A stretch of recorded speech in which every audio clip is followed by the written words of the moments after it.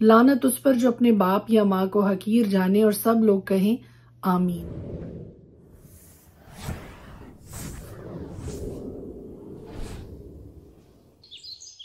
कदूस के जिंदा जलाली बाबरकत पुर फजल नाम में एक बार फिर आपको सलाम। मेरा नाम एस्टर हारून है और मैं हर रोज खुदा का जिंदा कलाम लेकर आपकी खिदमत में हाजिर होती हूँ और हम मिलकर खुदा के पाक कलाम की बातों को सीखते हैं। इस्तिस्ना की किताब ड्यूट्रोनमी 27 और उसकी 11 से लेकर 26 आया। यहाँ पर नाफरमानी की लानतों का जिक्र हमें मिलता है कि कौन कौन सी बातें हैं जिन पर खुदा ने लानत का हुक्म दे रखा है कि अगर कोई शख्स ऐसे करता है तो लानत है उस शख्स पर, अगर कोई शख्स ऐसे करता है तो लानत है उस शख्स पर। और ये 11 आयत से लेकर 26 आयत तक वो सारी की सारी बातें इसमें मेंशन की गई हैं कि किन किन बातों को करने वाला शख्स मलाउन होगा, लानत होगी उस शख्स पर। मैं उन सारी बातों को तो यहाँ पे डिस्कस नहीं करूंगी, मैं सिर्फ 2 बातें आज आपके साथ शेयर करूंगी और उन 2 बातों में से पहली बात यह है 16वीं आयत, लानत उस पर जो अपने बाप या माँ को हकीर जाने और सब लोग कहें आमीन। खुदा के पाक कलाम के मुताबिक आपके माँ बाप चाहे अनपढ़ पेशे से ताल्लुक रखते हैं, आपके माँ बाप चाहे किसी भी प्रोफेशन से ताल्लुक रखते हैं, कभी भी खुदा के पाक कलाम के मुताबिक अपने माँ बाप को हकीर ना जानिए। अपने दोस्तों के साथ इंट्रोड्यूस करवाते हुए आपको शर्मिंदगी का एहसास नहीं होना चाहिए। जो हैं, जो उनके नाम हैं, जिस तरह का उनका पेशा है, जिस भी तरह के हैं, बड़ी फख्र के साथ आप उनको दुनिया से मुतारिफ कराइए, बड़े फख्र के साथ अपनी जॉब प्लेस पे उनको मुतारिफ करवाइए, क्योंकि यही वो 2 हस्तियां हैं जो इस दुनिया में खुदा के बाद आपको लाने वाली हैं। यही वो 2 हस्तियां हैं जो आपको संभाल कर पाल पोस कर इस मुकाम तक लाने वाली हैं। और अभी रिसेंटली एक बड़ी खूबसूरत कहानी और एक बड़ा खूबसूरत सच्चा वाकया मैंने अखबार में फेसबुक की किसी वीडियो में मैंने देखा कि एक बेटी जो कि एक बड़े ही गरीब बाप की बेटी है, जो कि रिक्शा चलाता था, और रिक्शा भी कौन सा, जो हाथ से जो साइकिल जिसके आगे लगी होती है और वो आदमी बड़ी मेहनत के साथ उसको साइकिल को चलाता है और उसके पीछे एक छोटा सा रिक्शा नुमा सीट्स बनी होती हैं और उस पे लोग सवारी करते हैं। सो उस शख्स की बेटी ने जब एक डिग्री हासिल की और अपना नाम बनाया तो उसने बड़े फख्र के साथ उसी रिक्शा में पीछे बैठकर, और उसके हाथ में डिग्री है, और उसने वो तस्वीर बनवाई और वो वायरल हो गई चंद घंटों में कि उस बेटी ने अपने बाप को बड़े फख्र के साथ दुनिया में दिखाया कि ये वो शख्स है जिसकी मेहनत की वजह से आज मैं इस मुकाम पे पहुंची हूं कि ये डिग्री हासिल कर सकी हूं। सो कभी भी अपने माँ बाप को हकीर ना जानिए, उनकी मेहनत को, उनकी कुर्बानी को, उनके एसार को और सबसे बढ़कर उनकी मोहब्बत को कभी भी हकारत से ना देखिए। वो चाहे कैसे भी हैं, उन्होंने कैसा ही लिबास क्यों नहीं पहना हुआ है, बाजुकात उन्होंने कंधे पे कोई परना वगैरह रखा हुआ होता है या कोई साफा रखा हुआ होता है या धोती पहनने वाले हैं, शलवार कमीज पहनने वाले हैं। लेट मी टेल यू, बड़े फख्र के साथ, ऑनर के साथ उनको दुनिया के साथ मुतारिफ करवाइए, क्योंकि इसके साथ एक वादा जुड़ा हुआ है। खुदा के पाक कलाम में ये लिखा है और ये आज खौफ दिलाने के लिए है मुझे, आपको, और ये सीख है मेरे लिए और आपके लिए कि अगर हम में से कोई गलती पे था, गलती पे है कि आप हकीर जानते हैं, आप हकारत की नजर से देखते हैं,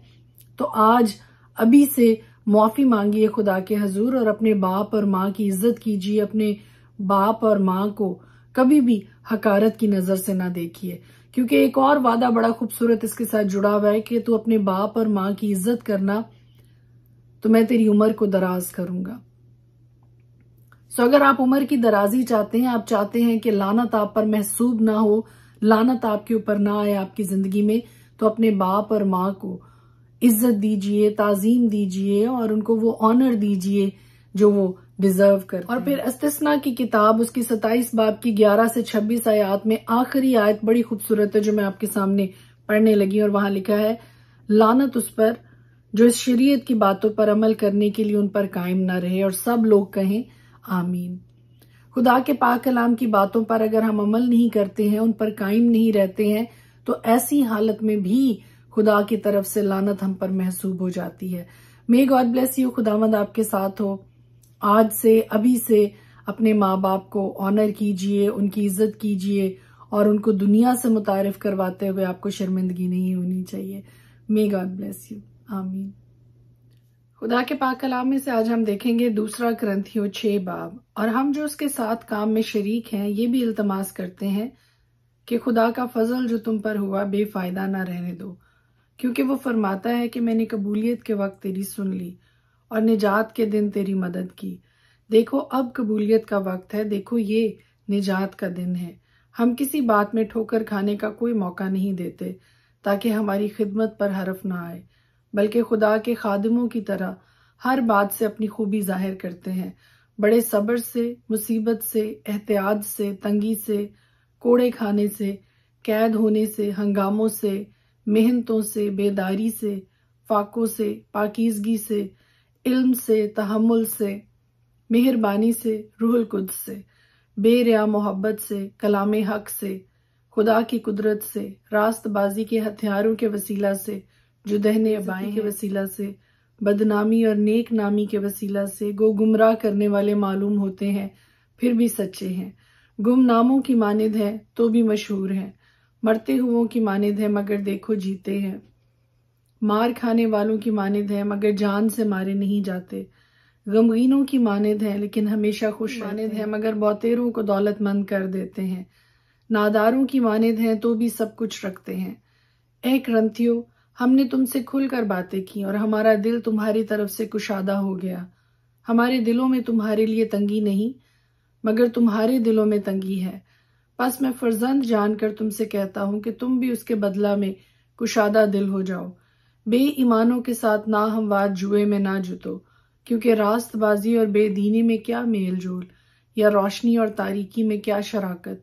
मसीह को बलियाल के साथ क्या मुआफकत, या ईमानदार का बेईमान से क्या वास्ता, और खुदा के मकदस को बुतों से क्या मुनासबत है, क्योंकि हम जिंदा खुदा का मकदस है। चुनाचे खुदा ने फरमाया है कि मैं उनमें बसूंगा और उनमें चलूं, उनका खुदा हूंगा और वो मेरी उम्मत होंगे। इस वास्ते खुदावंद फरमाता है कि उनमें से निकल कर अलग रहो और नापाक चीज को ना छुओ, तो मैं तुमको कबूल कर लूंगा और तुम्हारा बाप हूंगा और तुम मेरे बेटे बेटियां होगे। ये खुदावंद कादर मुतलक का कौल है। पुराने अहदनामा में से देखेंगे इस्तिस्ना की किताब उसका 26 बाब, और जब तू उस मुल्क में जिसे खुदावंद तेरा खुदा तुझको मेरास के तौर पर देता है पहुंचे और उस पर कब्जा करके उसमें बस जाए, तब जो मुल्क खुदावंद तेरा खुदा तुझको देता है उसकी जमीन में जो किस्म किस्म की चीजें तू लगाए, उन सब के पहले फल को एक टोकरे में रखकर उस जगह ले जाना जिसे खुदावंद तेरा खुदा अपने नाम के मस्कन के लिए चुने, और उन दिनों के काहिन के पास जाकर उससे कहना कि आज के दिन मैं खुदावंद तेरे खुदा के हजूर इकरार करता हूं कि मैं उस मुल्क में जिसे हमको देने की कसम खुदावंद ने हमारे बाप दादा से खाई थी आ गया हूं। तब काहिन तेरे हाथ से उस टोकरे को लेकर खुदावंद तेरे खुदा के मज़बा के आगे रखे। फिर तो खुदावंद अपने खुदा के हजूर यूं कहना कि मेरा बाप एक हिरामी था जो मरने पर था, वो मिस्र में जाकर वहां रहा और उसके लोग थोड़े से थे और वहीं वो एक बड़ी और जोरावर और कसीर उल तदाद कौम बन गया। फिर मिस्रियों ने हमसे बुरा सलूक किया और हमको दुख दिया और हमसे सख्त खिदमत ली,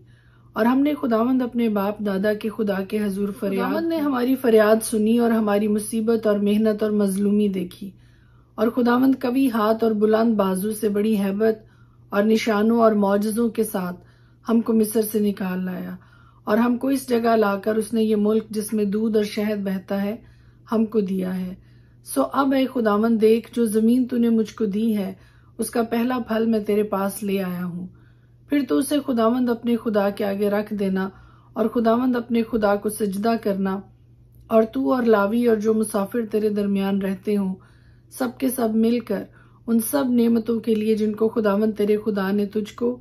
और तेरे घराने को बख्शा हो खुशी करना। और जब तू तीसरे साल जो दह यकी का साल है अपने सारे माल की दह यकी निकाल चुके, तो उसे लावी और मुसाफिर और यतीम और बेवा को देना, ताकि वो उसे तेरी बस्तियों में खाएं और सेर हों। फिर तो खुदावंद अपने खुदा के आगे यूं कहना कि मैंने तेरे अहकाम के मुताबिक जो तूने मुझे दिए मुकद्दस चीजों को अपने घर से निकाला और उनको लावियों और मुसाफिरों और यतीमों और बेवाओं को दे भी दिया, और मैंने तेरे किसी हुक्म को नहीं टाला और ना उनको भूला, और मैंने अपने मातम के वक्त उन चीजों में से कुछ नहीं खाया और नापाक हालत में उनको अलग नहीं किया, और ना उनमें से कुछ मुर्दों के लिए दिया। मैंने खुदावंद अपने खुदा की बात मानी है और जो कुछ तूने हुक्म दिया उसी के मुताबिक अमल किया। आसमान पर से जो तेरा मुकद्दस मस्कन है नजर कर,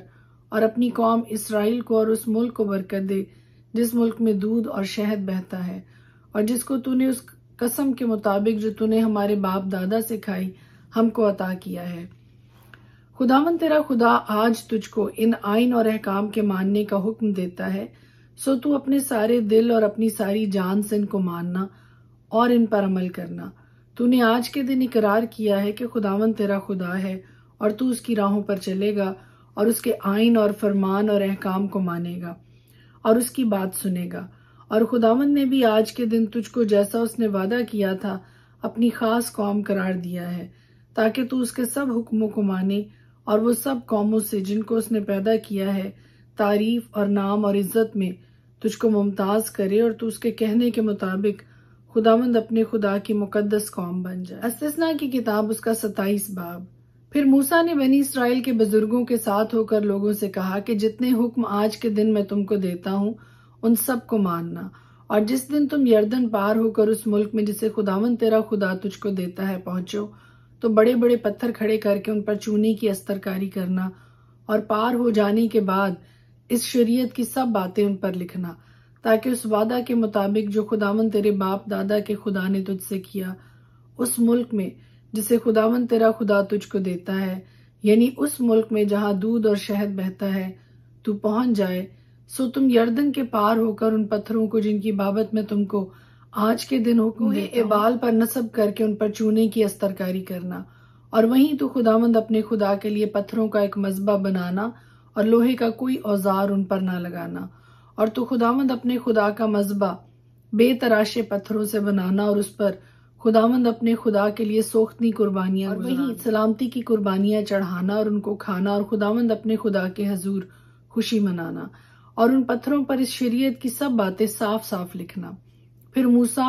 और लावी काहिनों ने सब बनी इसराइल से कहा, ए इसराइल, खामोश हो जा और सुन, तू आज के दिन खुदावंद अपने खुदा की कौम बन गया है। सो तू खुदावंद अपने खुदा की बात सुनना और उसके सब आइन और अहकाम पर जो आज के दिन मैं तुझको देता हूँ अमल करना। और मूसा ने उसी दिन लोगों से ताकीद करके कहा कि जब तुम यर्दन पार हो जाओ तो कोहे गर्जीम पर शमाउन और लावी और यहूदा और इश्कार और यूसुफ और बिन्यामीन खड़े हों और लोगों को बरकत सुनाए,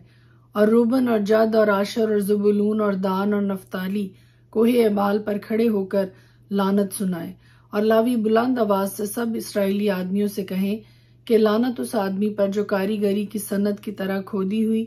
या ढाली हुई मूरत बनाकर जो खुदावंद के नजदीक मकरू है उसको किसी पोशीदा जगह में नस्ब करे।